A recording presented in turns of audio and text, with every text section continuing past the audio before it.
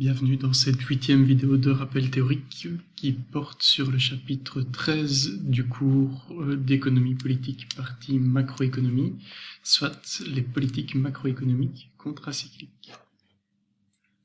La vidéo est divisée en 4 sections. On commence d'abord par rappeler l'objectif des politiques contracycliques.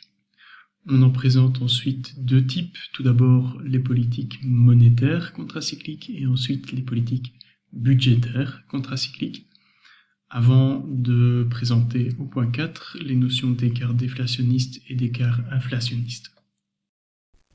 Afin de rappeler très brièvement ce qu'est une politique contracyclique, considérons une économie dont l'activité varie dans le temps. On observe un enchaînement de périodes d'expansion et de récession de l'activité économique au cours du temps, et il est vraisemblable que l'État souhaite atténuer l'effet de ces fluctuations économiques afin d'apporter un peu de stabilité dans son économie. Atténuer les fluctuations, ça veut dire que lors d'une période de récession, l'État va pratiquer une politique expansionniste afin de contrer le ralentissement de l'économie. Et à l'opposé, lorsque l'économie vivra une période d'expansion, l'État pourrait être amené à pratiquer une politique restrictive afin d'une part de ralentir la croissance, mais également de soigner ses finances.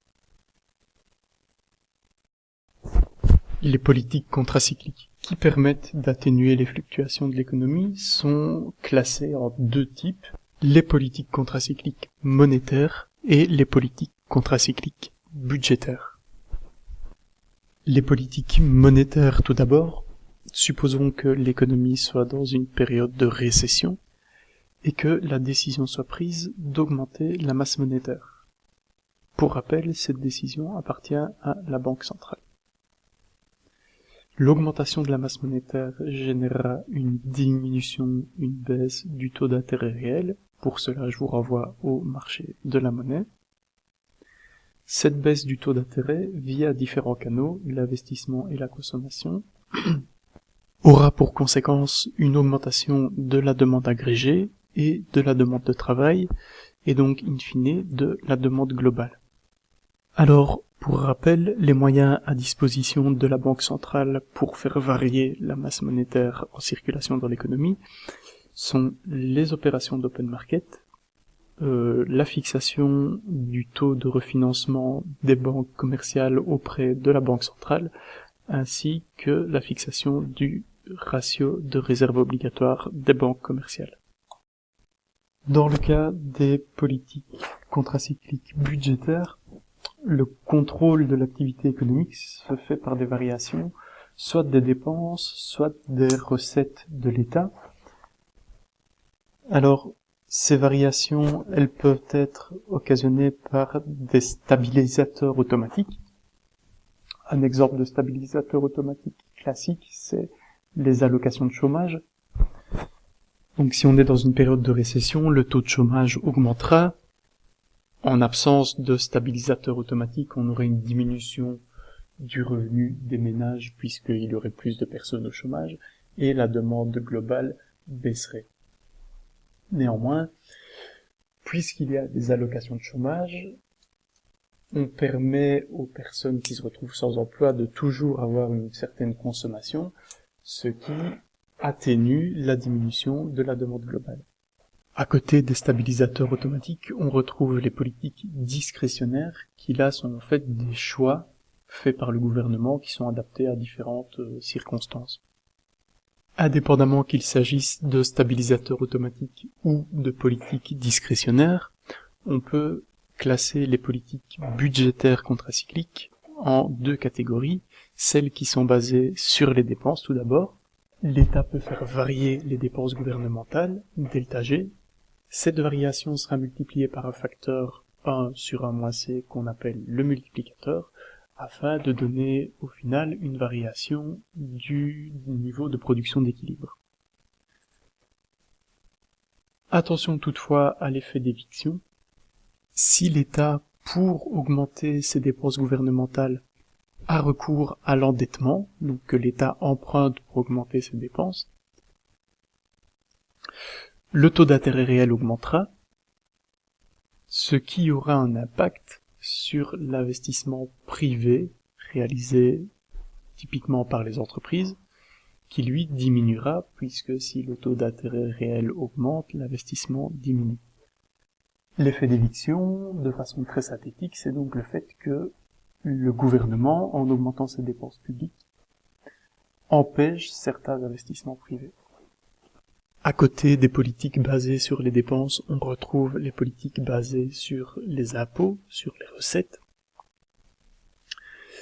Si l'État décide de faire varier le montant des impôts qu'il collecte, cette variation sera multipliée par -c sur A-c, le facteur qu'on appelle le multiplicateur, afin de donner la variation finale du niveau de production d'équilibre. Attention de nouveau à l'effet d'éviction. En effet, si l'État emprunte et donc s'endette afin de financer une diminution des impôts, l'effet d'éviction est de nouveau d'application. Alors, pour une même variation du stock budgétaire, une variation des dépenses publiques a plus d'impact sur le niveau de production d'équilibre qu'une variation des impôts. Clairement, ça veut dire que une augmentation des dépenses publiques de, par exemple, un montant de 10, aura plus d'impact sur Y qu'une diminution des impôts de ce même montant de 10. De plus, plusieurs critiques ont été émises à l'encontre des politiques budgétaires basées sur les impôts, principalement à cause du fait que les ménages, les citoyens, intégreraient le caractère temporaire de la baisse d'impôts et donc, par exemple, épargneraient en prévision d'une augmentation d'impôts dans le futur. Dans une économie, rien ne garantit que la production d'équilibre Y étoile soit égale à la production de plein emploi YPE. Si la production d'équilibre est inférieure à la production de plein emploi, on est dans une situation de sous-emploi.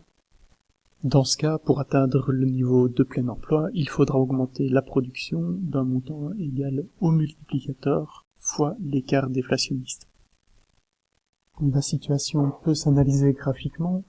Le niveau de production d'équilibre Y étoile, qui est celui pour lequel la demande globale est égale au niveau de la production, est inférieur au niveau de production qui serait celui d'une économie fonctionnant en plein emploi.